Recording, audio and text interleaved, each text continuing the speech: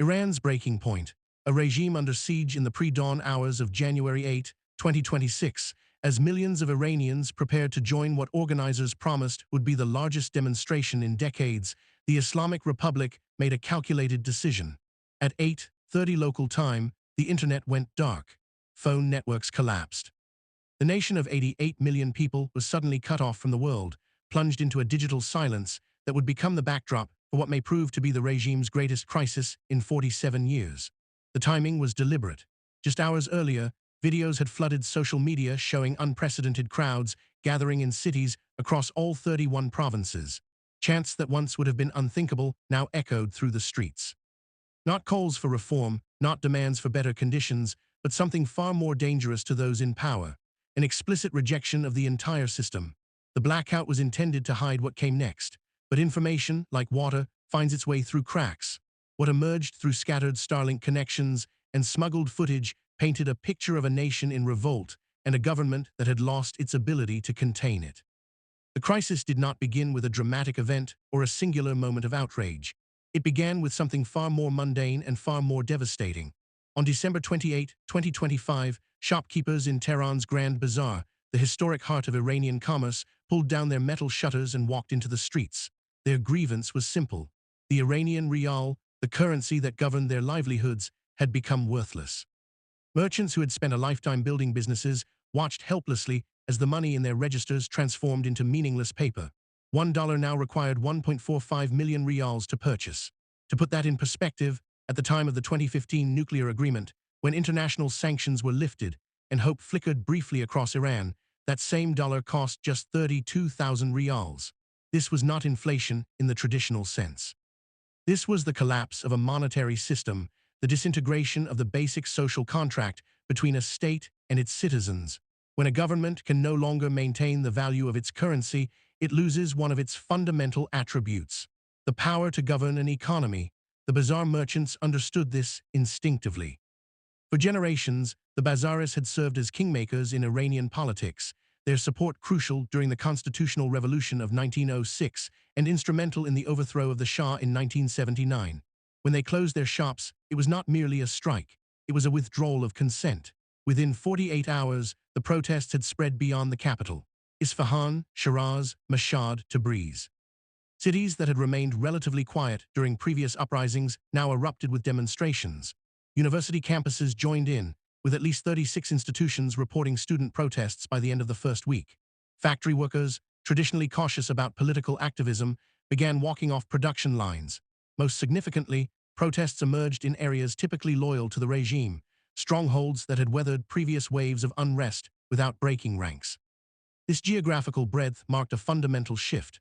Past protests had been concentrated in specific regions or demographic groups. This time, the discontent had become truly national. The immediate trigger was economic, but the roots of the crisis extended far deeper into Iran's recent history.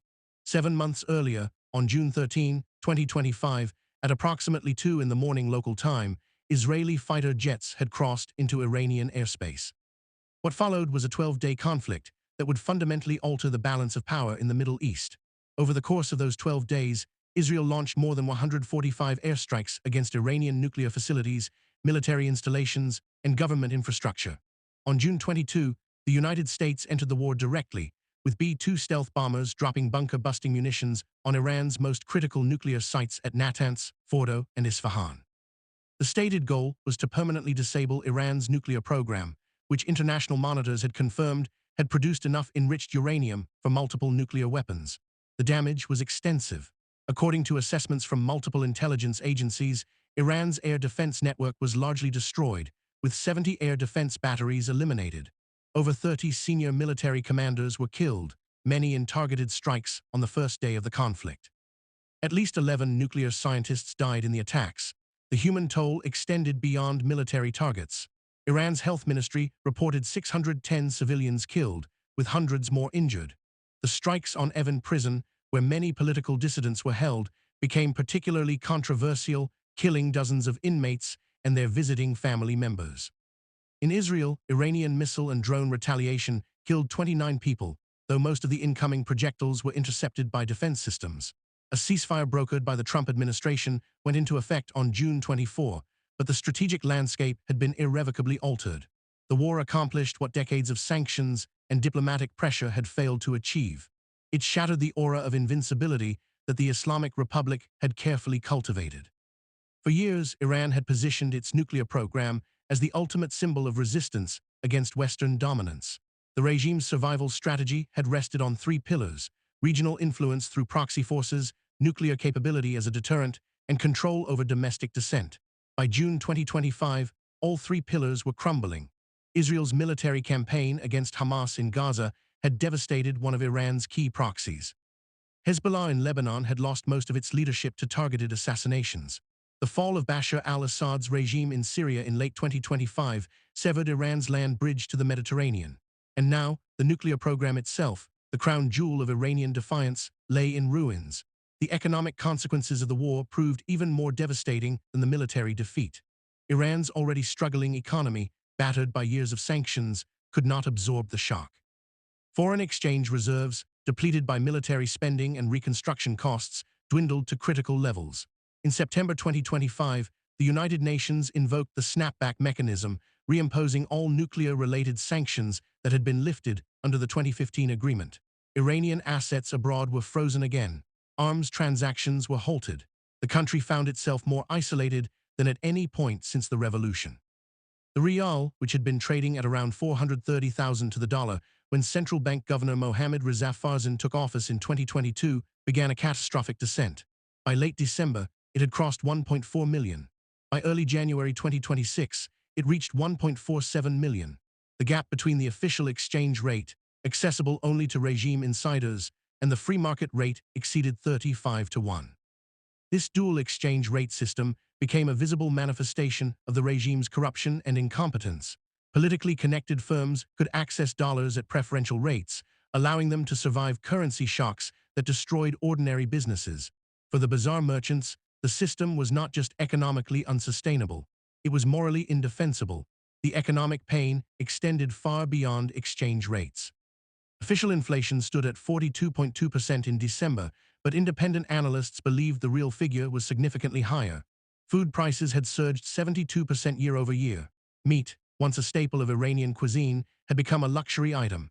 Cooking oil, rice, eggs, all basic necessities experienced sharp price increases. Medical supplies saw costs rise 50%. The government's decision in late December to end subsidized dollar rates for most imports, except medicine and wheat, promised to push prices even higher. Iran's GDP, which had reached approximately $600 billion in 2010, had contracted to an estimated $356 billion by 2025. The economy was shrinking while the population's needs continued to grow. Energy shortages plagued the nation, with daily blackouts lasting 3 to 4 hours becoming routine. Half of Iran's industrial capacity had shut down due to unreliable power. International corporations that had tentatively returned after the 2015 nuclear deal were now withdrawing again. The Ministry of Social Welfare reported that 57% of Iranians experienced some level of malnutrition. Estimates suggested that between 22 and 50% of the population now lived below the poverty line, a dramatic increase from just 3 years earlier. For the Iranian government, this was more than an economic crisis. It was an existential threat to a system already weakened by military defeat and diplomatic isolation.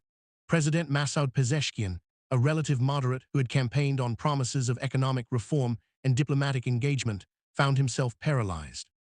In a candid moment before Parliament, he acknowledged the impossible position he occupied. When people are struggling with livelihoods, you cannot govern, he told lawmakers.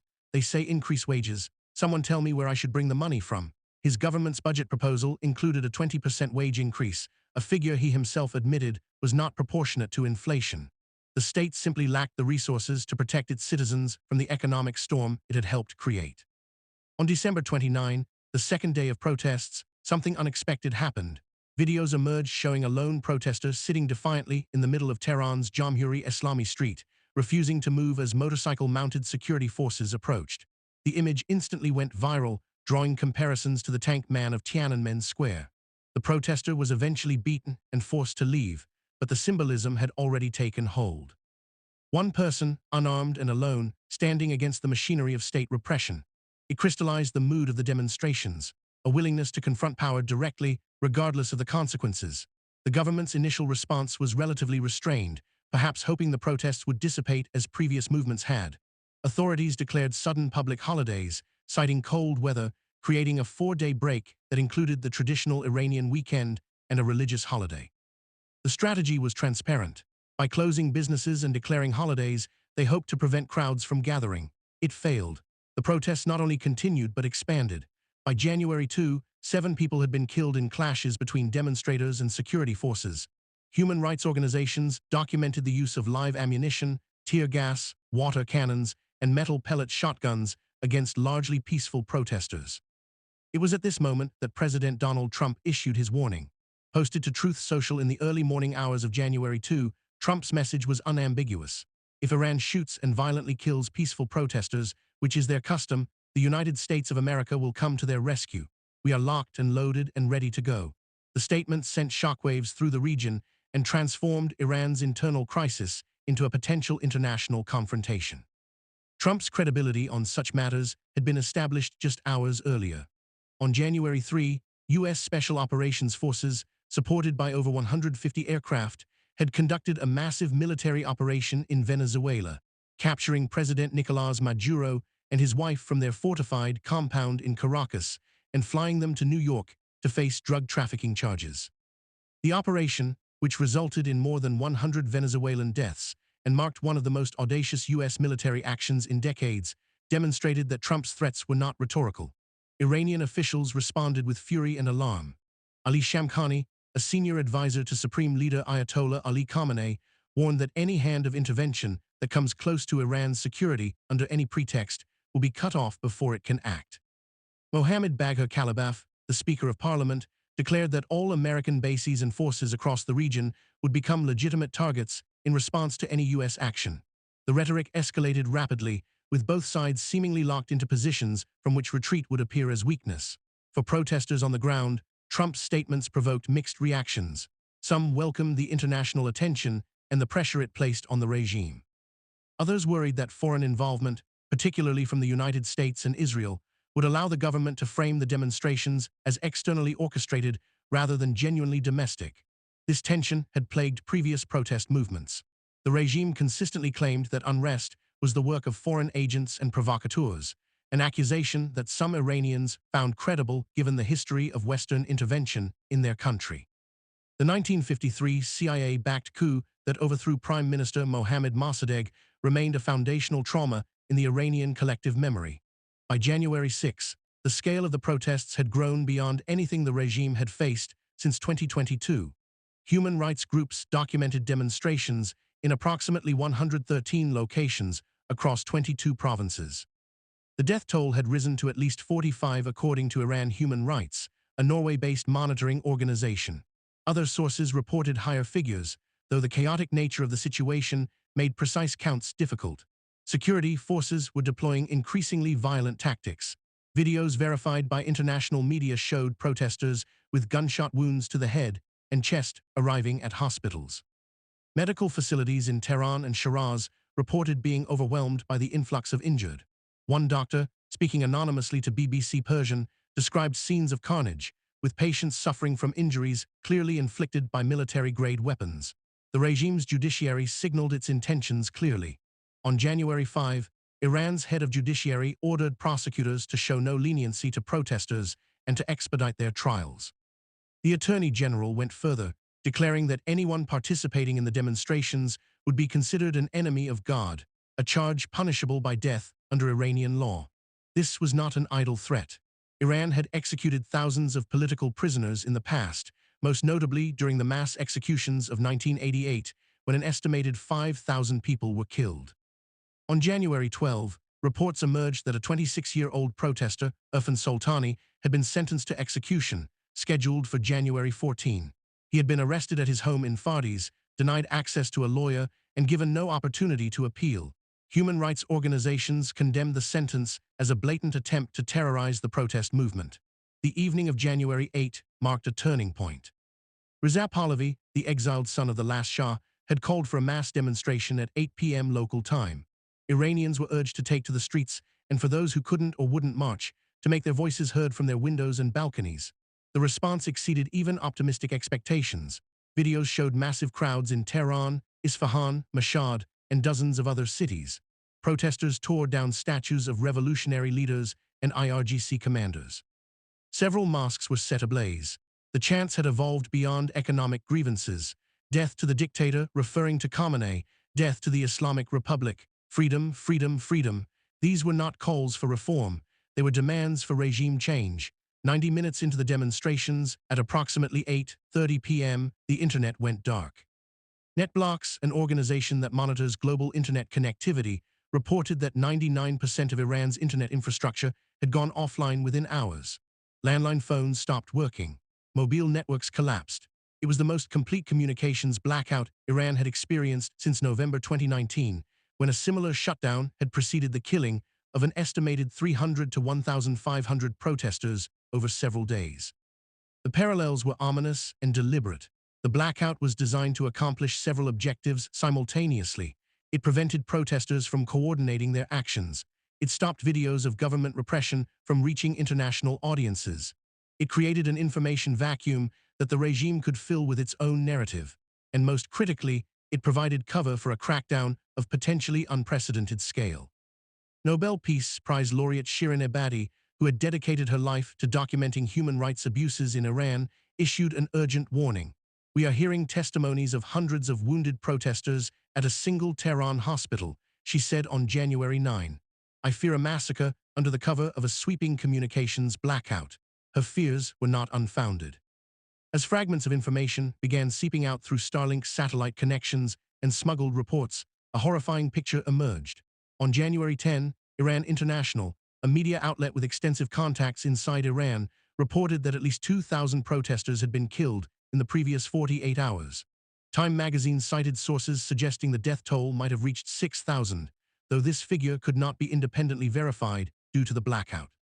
6 hospitals in Tehran alone recorded 217 deaths, mostly from gunshot wounds. Witnesses described security forces firing indiscriminately into crowds. One protester, speaking through a Starlink connection, reported seeing hundreds of bodies throughout Tehran.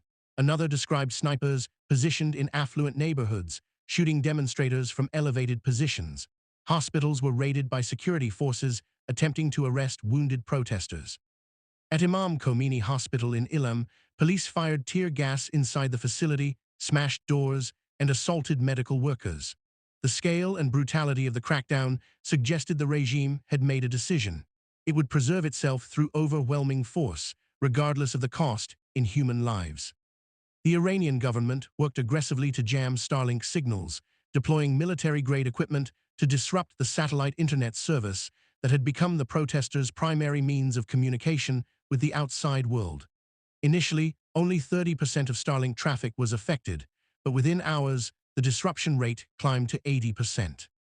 The regime also implemented a whitelist system, allowing government-affiliated institutions to maintain internet access while ordinary citizens remained cut off. This selective connectivity revealed the true purpose of the blackout. It was not about technical necessity or security concerns. It was about control. The government needed the internet for its own operations, but was determined to deny it to anyone who might use it to challenge authority. By January 12, the latest reliable estimates indicated at least 572 protesters had been killed, with more than 10,600 arrested. Iran Human Rights, the Norway-based monitoring organization, reported that it had confirmed 192 deaths through direct sources or multiple independent verifications. However, the organization acknowledged that the actual toll was likely far higher. With the internet blackout still in effect and hospitals reportedly taking bodies directly to morgues to avoid documentation, the full scale of the violence remained unknown. Some reports suggested the death toll could exceed 1,000, potentially approaching the level of the 1988 executions that remain the darkest chapter in the Islamic Republic's history. Throughout this escalating crisis, Supreme Leader Ayatollah Ali Khamenei maintained a defiant posture. In a national address on January 5, he dismissed the protesters as vandals and rioters, claiming they were acting to please President Trump rather than expressing legitimate grievances. Rioters must be put in their place, he declared, using language that human rights observers recognized as coded authorization for violent repression. At 86 years old, Khamenei had ruled Iran for 36 years, outlasting challenges and protests that would have toppled weaker regimes. But this time felt different. The convergence of economic collapse, military defeat, diplomatic isolation, and mass protests created a perfect storm of vulnerability. Speculation intensified about succession planning within the regime. Media reports suggested that senior officials were quietly discussing potential candidates to replace Khamenei, whether through natural causes or more dramatic circumstances. The system was designed to survive the loss of any individual leader, but it required a degree of institutional cohesion that the current crisis was rapidly eroding. President Pzeshkan, caught between protesters demanding change and hardliners insisting on repression, appeared increasingly irrelevant. Real power in Iran had always resided with Khamenei and the Islamic Revolutionary Guard Corps, and it was these institutions that would determine the regime's fate. The economic pressure showed no signs of abating. On January 6, government spokesperson Fatmeh Mohajerani announced that prices for basic goods were expected to rise 20 to 30% in the coming weeks, with sharper increases likely for chicken, eggs, and cooking oil. This was a direct result of ending the subsidized dollar program, a decision the government claimed was necessary to stabilize the currency and reduce corruption. In reality, it simply shifted the burden of economic mismanagement onto ordinary citizens already struggling to survive. The rial continued its free fall, reaching 1.47 million per dollar by mid-January. Some currency traders reported seeing rates as high as 1.5 million. At this level, the rial was no longer functioning as money in any meaningful sense. International responses to the crisis varied widely. The European Union called for restraint and respect for international law while acknowledging that Maduro, and by extension authoritarian leaders generally, lacked legitimacy. However, the EU stopped short of endorsing any specific action regarding Iran. China and Russia condemned what they viewed as Western interference in Iran's internal affairs, with both nations having significant strategic and economic interests in maintaining relations with Tehran. The United Nations Secretary-General Antonio Guterres called for the protection of protesters' rights to freedom of expression and peaceful assembly, though such statements carried little practical weight. The question of international intervention hung over everything. Trump's advisors were reportedly preparing briefing materials on potential options, ranging from cyber warfare targeting Iranian military and civilian infrastructure to military strikes similar to those conducted during the June War. Some proposals involved providing direct support to protesters, potentially including communications equipment to bypass the internet blackout. The specter of the Maduro operation loomed large. If the United States was willing to invade a sovereign nation, overthrow its government, and capture its president to face trial in New York, what constraints existed on action against Iran? Geopolitical analysts noted the strategic risks of intervention. Iran's ability to retaliate exceeded Venezuela's by orders of magnitude. The country possessed a substantial ballistic missile arsenal, estimated at around 2,000 missiles, that could strike U.S. military bases throughout the Middle East. American forces stationed at Al Udeid Air Base in Qatar, which Iran had attacked with missiles during the June War, remained vulnerable. The potential for regional escalation, possibly drawing in Israel, Saudi Arabia, and other powers, created scenarios that no rational strategist would welcome. Yet the Trump administration had demonstrated a willingness to take actions that previous presidents had considered too risky. The Venezuela operation had been criticized by many foreign policy experts as setting a dangerous precedent, potentially legitimizing similar actions by other major powers against smaller neighbors. Democratic Senator Mark Warner questioned whether the operation meant that any large country could now indict and capture the leader of a smaller adjacent nation, a principle that could undermine the entire system of international law. For Iran's neighbors, the prospect of regime collapse presented its own set of concerns. While Saudi Arabia and the United Arab Emirates had long viewed Iran as a threat and rival, they also feared the chaos that could emerge from a failed state. The region had seen what happened when strong central governments collapsed. Iraq, Syria, Libya, Yemen, each had become a breeding ground for extremism, sectarian violence, and humanitarian catastrophes that spilled across borders. A collapsed Iran, with its 88 million people, diverse ethnic groups, and massive geography, could destabilize the entire Middle East for a generation. Some regional leaders privately expressed the view that a weakened but intact Iranian regime might be preferable to the unknown alternatives. The protesters themselves appeared undeterred by the violence they faced. Despite the killings, the arrests, and the internet blackout, demonstrations continued. On January 10, Videos showed crowds dancing and celebrating around bonfires in Tehran, an act of defiance that seemed almost surreal given the bloodshed of previous days.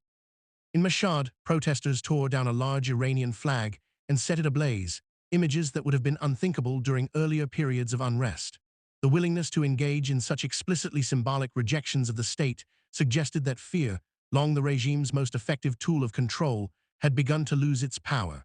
When people no longer fear death, a government based on intimidation has lost its primary source of authority. The role of ethnic and regional minorities added another dimension to the crisis. Iran is a multi-ethnic state, with Persians comprising only about 60% of the population. Kurds, Azeris, Arabs, Baluchis, and other groups have long experienced discrimination and marginalization. During the current protests, some of the deadliest violence occurred in areas with significant minority populations. Lorstan and Ilam provinces, home to Kurdish and Luri communities, saw particularly severe repression, with security forces appearing to use even greater force than in Persian majority areas.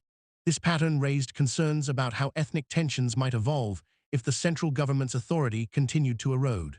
Reza Pahlavi's increasing prominence as a voice of the opposition sparked debate about Iran's political future.